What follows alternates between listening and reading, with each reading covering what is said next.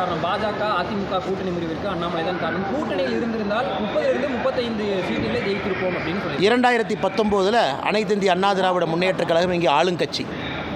2019 மோடி அவர்கள் அந்த தேர்தலில் 303 வந்தாங்க.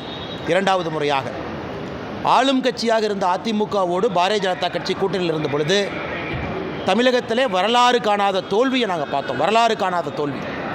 குறைந்தபட்சம் 3.5 லட்சம் 4 லட்சம் தான் அந்த தோல்வியினுடைய மார்ஜினாக இருந்துச்சு.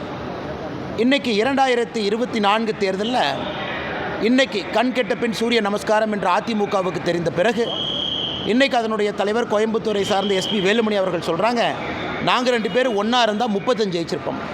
அவங்க தனியாக இருந்தே ஒரு சீட்டு கூட ஜெயிக்கலை, எப்படி ஒன்றா இருந்து 35 ஜெயிப்போம்னு அவர் சொல்கிறார். அதனால் ஏற்கனவே சொன்னது போல் மக்கள் 3 அணியை பார்த்து விட்டு மக்கள் வாக்களித்தாங்க. அதிலும் தலைவர்கள் என்ன சொன்னாங்க, நாங்கள் பிஜேபியோடு இப்போ இல்லை, இதுவரை வராத ஓட்டுக்கள் எங்களுக்கு வரும், இத்தனை காலமாக நிர்பந்திக்கப்பட்டு பிஜேபி அரசு கொண்டு வந்த சில சட்டங்களுக்கெல்லாம் நாங்கள் ஆதரவு கொடுத்தோம், இப்போ எங்களுக்கு நிர்பந்தம் இல்லைன்னு சொன்னாங்களே. அதனால் வேலுமணி அவர்களுடைய அந்த ஸ்டேட்மெண்ட்டை பார்க்கும் பொழுது வேலுமணி அவர்களுக்கும் எடப்பாடி பழனிசாமி அவர்களுக்கும் ஏதோ உட்கட்சி பிரச்சனை மாதிரி எனக்கு தெரியுது. ஏன்னா எடப்பாடி பழனிசாமி அவர்களாக இருக்கட்டும், வேறு அதிமுக தலைவர்களாக இருக்கட்டும், இந்த கூட்டணி பிரிந்த பிறகு வேறு காரணம் சொன்னாங்க.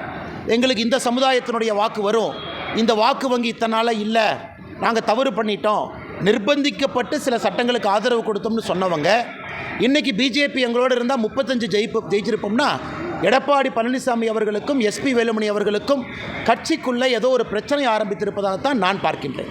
மத்தியில் பாஜக பெரும்பான்மை இல்லாத காரணம் அண்ணாமலை தான். அதிமுக கூட கூட்டணி வச்சிருந்தால் பாஜகவுக்கு தேவையான மெஜாரிட்டி வந்திருக்குன்னு சமூக வலைதளங்கள் நிறைய. 2019 அதிமுக ஆளும் கட்சியாக இருந்த பொழுது அப்போவே இவங்களால ஒரு சீட்டு ஜெயிக்க முடியல. இன்றைக்கி 2024 அதிமுக பல இடத்துல டெபாசிட் இழந்திருக்காங்க. எந்த அர்த்தத்தில் அதனுடைய தலைவர்கள் பேசி கொண்டிருக்கின்றார்கள்? இந்த 2024 தேர்தலுடைய பாடம் என்னென்னா, தமிழகத்தில் அனைத்து இந்திய அண்ணா திராவிட முன்னேற்ற கழகம் என்கின்ற தலைவர்கள் எல்லாம் மக்களால் நிராகரிக்கப்பட்டிருக்கின்றார்கள் என்பது அந்த தேர்தலுடைய செய்தியை.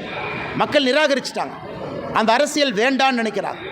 சந்தர்ப்பவாத அரசியல். கூட்டணியில் இருக்கும்போது ஒரு பேச்சு, கூட்டணியிலிருந்து வெளியே வந்த பிறகு ஒரு பேச்சு, எஸ்டிபிஐ போன்ற ஒரு ஃபண்டமெண்டலிஸ்ட் குரூப்புகளோடு கூட்டணி வைத்துக்கொண்டு ஒரு தேர்தலை எதிர்கொண்டால் என்ன ஆகும் என்பதை தமிழக மக்கள் அனைத்து இந்திய அண்ணா திராவிட முன்னேற்ற கழகத்தினுடைய தலைவர்களுக்கு பாடம் போட்டிருக்காங்க.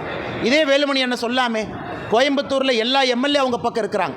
அப்படி இருந்து கோயம்புத்தூரினுடைய 6 தொகுதியில் 3 சட்டமன்ற தொகுதியில் டெபாசிட் இழந்திருக்கிறாங்க. 3 சட்டமன்ற தொகுதியில் அனைத்து இந்திய அண்ணா திராவிட முன்னேற்ற கழகம் டெபாசிட் இழந்திருக்கிறாங்க.